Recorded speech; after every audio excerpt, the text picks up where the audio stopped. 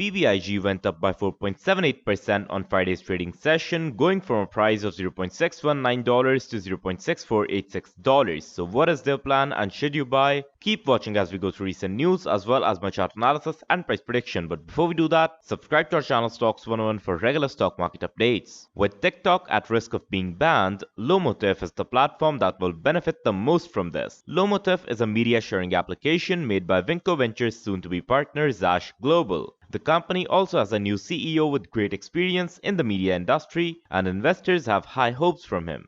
Once BBIG's association with ZVV and Zash is completed, the stock price will squeeze, forcing sellers to close. With all that in mind, let's analyze the charts.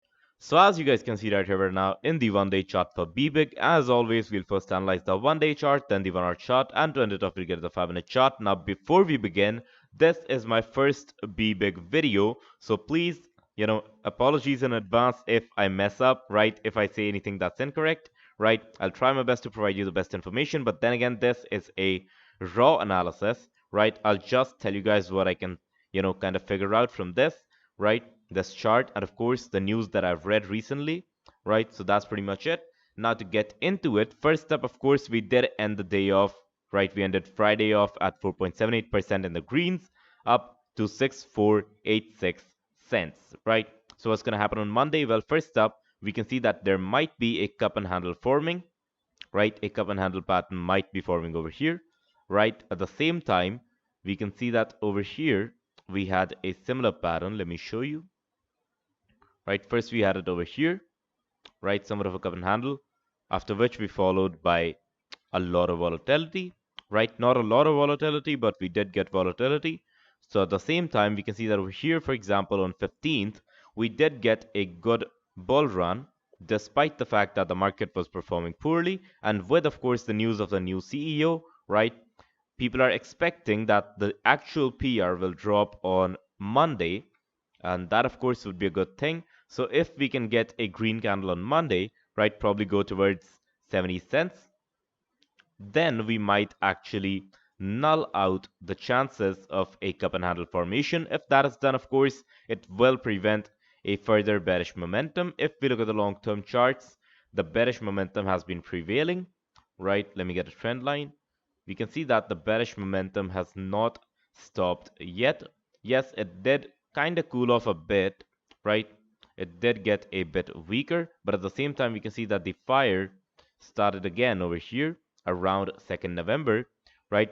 Of course, there are two things to consider. First up, the shorts are trying their best to create fear amongst investors and potential buyers to kind of stop them, or rather restrain them from buying, right? And of course, if if they fear that the company is falling down, if the stock is falling down, they'll eventually not buy the stock, right? They'll refrain from buying the stock. So this is their scheme, right? And again, that's all on my understanding and my opinion, not financial advice. So what I believe is going to happen is that Winco is following the same steps as ByteDance, which, of course, if you know, was the parent organization for TikTok. And if they play their cards out well, I believe they might actually create something that, even if it's not as big as TikTok, right? Even if it's only 1/5 of the size of TikTok, I believe, right? We can still grow, go from the current market cap of 151 million to probably something like 10 billion or something, right? And that is again a crazy market cap.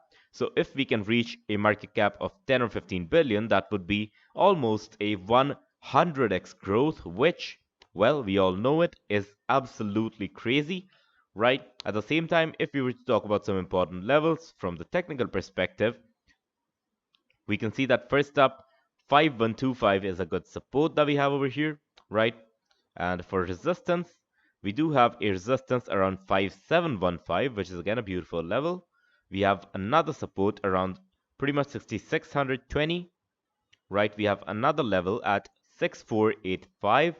So we should mark these all on our charts. We did make a high. We can mark this as well at pretty much this level, 6486. Above this, we made a high at 6800, I guess. Yeah, 6800 pretty much. That's a psychological level again, right?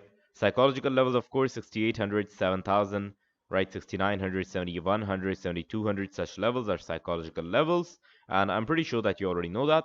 But if you were to talk about a price prediction, I already told you guys that my guess would be for Vinco, since it's been such a trending share since such a long time.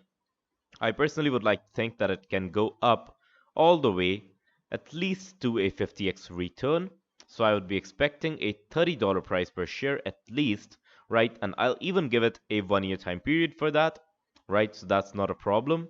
And considering the fact that once the revenues start, hitting in pretty well, the company will finally have forced the shorts to cover from its price action, right? And once the shorts start covering, once the stop losses start getting hit, right? That's of course for the retail short sellers, right? Not exactly retail short sellers, but the individuals who short sell, right? Not the hedge funds.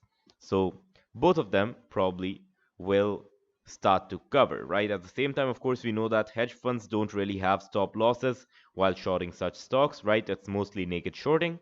And that's why I believe that it will be easier for buyers to push the stock up and force them to cover before it's too late. The only thing that we need to take care of is that this time the FINRA doesn't interfere, right? We don't get the same fate as MMTLP and Cosmos, right? Because that, of course, is a really bad thing. What happened with them was basically a violation of their financial rights, and I believe that if we can kind of make that a big issue, right? I already talked about this in my MMTLP video, which will probably come out like in an hour from now, right? When you're watching this video.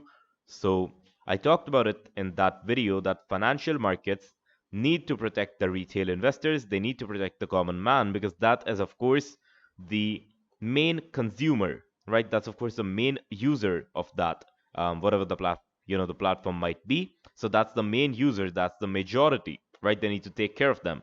And that's, of course, the gist of what I'm trying to say. If we can kind of blow that situation up, if we can make it more popular, then surely the FINRA and SEC will work a bit more on retail trader rights. With that, of course, we'll move on into the 1 hour chart so we can see a bit more details on what happened on 15th and 16th December.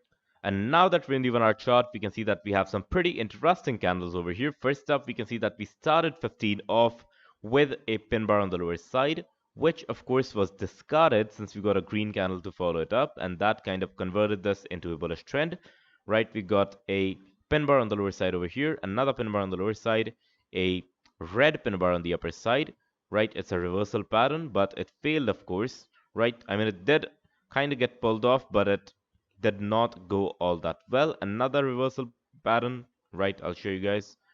We did get another reversal pattern, but at the same time, it got discarded because it was followed up by a green candle. Now, this reversal pattern, of course, is nothing that's stated in books or something, right? It's something that I kind of came up with on my own, right, throughout my experience.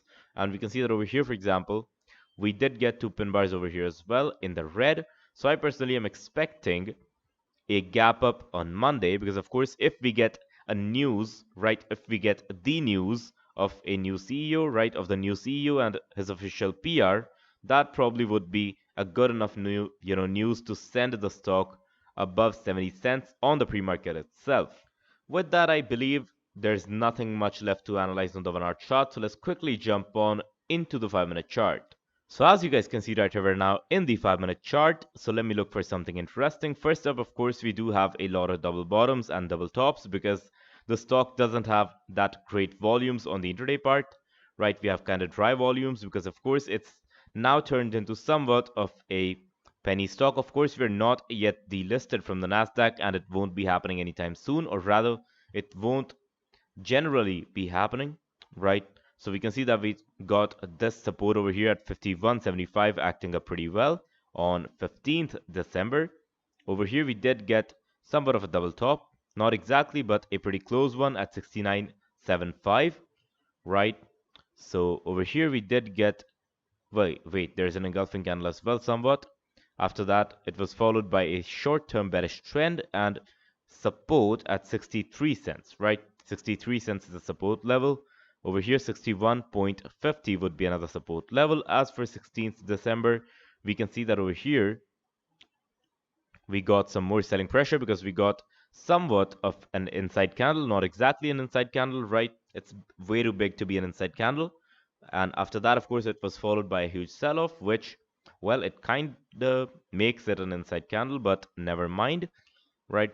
Moving ahead, we can see that we did pick up a rally after hitting a low at 61.15 pretty much, right? 61, yeah, pretty much 61 cents itself, not even any point levels, 61 cents, after which we hit a resistance around 6800, right? I think we've already discussed this. And yeah, the rest is right in front of your eyes. If we get into the extended trading hours, do we have any data over here? Um, no, we don't.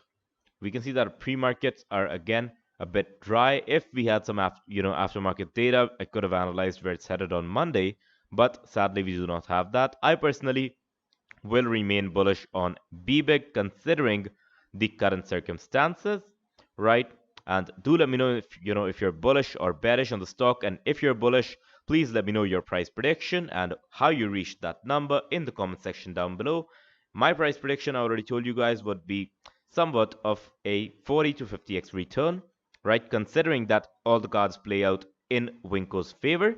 And at the same time, I could be wrong, so remember that this most definitely is not financial advice, and you should always do your own research before you trade. If, however, you enjoyed my analysis, be sure to hit the like button. If you did not enjoy it, be sure to hit the dislike button. You can subscribe to our channel Stox 101 for more such videos, and as always, I will see you guys in the next one.